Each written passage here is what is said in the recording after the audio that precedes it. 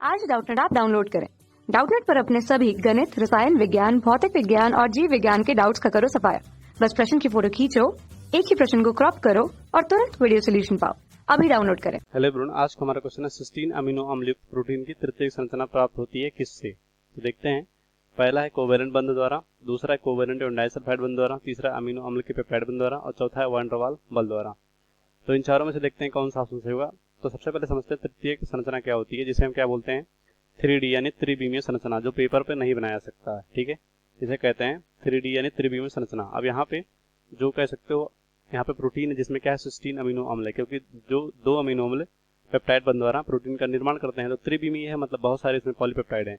तो ये कह सकते हो पूरी सिस्टीन युक्त प्रोटीन है। ठीक है, अब इसमें बहुत सारे क्या होंगे, इसमें बहुत सारे बंध पाए जाते हैं आपस में। ठीक, जैसे कि हाइड्रोफोबिक इंटरेक्शन होगा।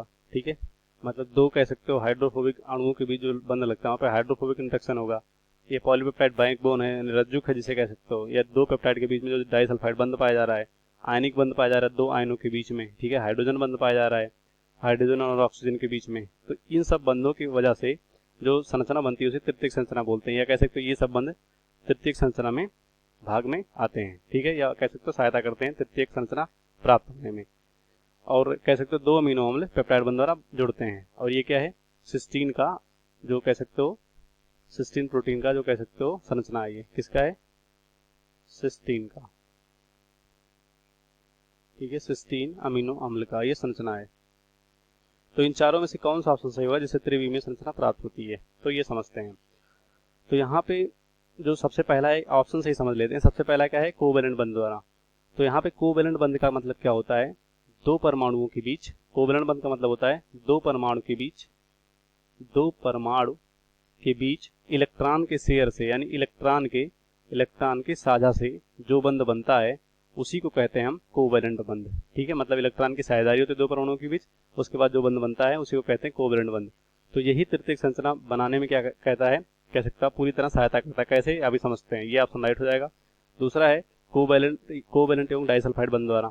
तो कोवेलेंट कह सकते हो का एक उदाहरण है डाइसल्फाइड बंध, क्योंकि दो परमाणु, यहाँ पे डाइसल्फाइड का मतलब दो परमाणु, तो दो परमाणुओं के बीच जो बंध बनेगा उसे कोवेलेंट बंध ही कहते हैं। तो यहाँ पे सिर्फ कोवेलेंट हो सकता है, डाइसल्फाइड नहीं, तो ये गलत हो जाएंगे। दूसरा अमीनो अम्ल के बीच पेप्टाइड बंध द्वारा। तो इससे कह सकते हो पूरी तरह से एक बीमीय प्रोटीन का निर्माण होता है। अमीनो अम्ल के बीच में अगर पेप्टाइड बंध बनेगा, ना कि त्रिविमीय, तो ये गलत हो जाएंगे। तीसरा वैन डर वाल बल द्वारा। ये एक तरह का बल होता है, बहुत वीक या बहुत कमजोर बल होता है, इस प्रोटीन की संरचना नहीं बन सकती है, सिर्फ कह सकते हो प्रोटीन सीधी रेखा में बन सकता है, तो ये भी गलत हो जाएगा। अब समझते हैं यहाँ पे कि क्यों पहला सही है। ठीक है, अब देखो यहाँ पे डाइसल्फाइड है, मतलब दो सल्फाइड है, इनके बीच में जो बंध बना है इसी को कहते हैं कोवेलेंट बंध। यहाँ पे भी दो परमाणुओं के बीच में साझेदारी से बना है, मतलब हर जगह पे परमाणु साझेदारी कर रहे हैं आपस में इलेक्ट्रॉन की।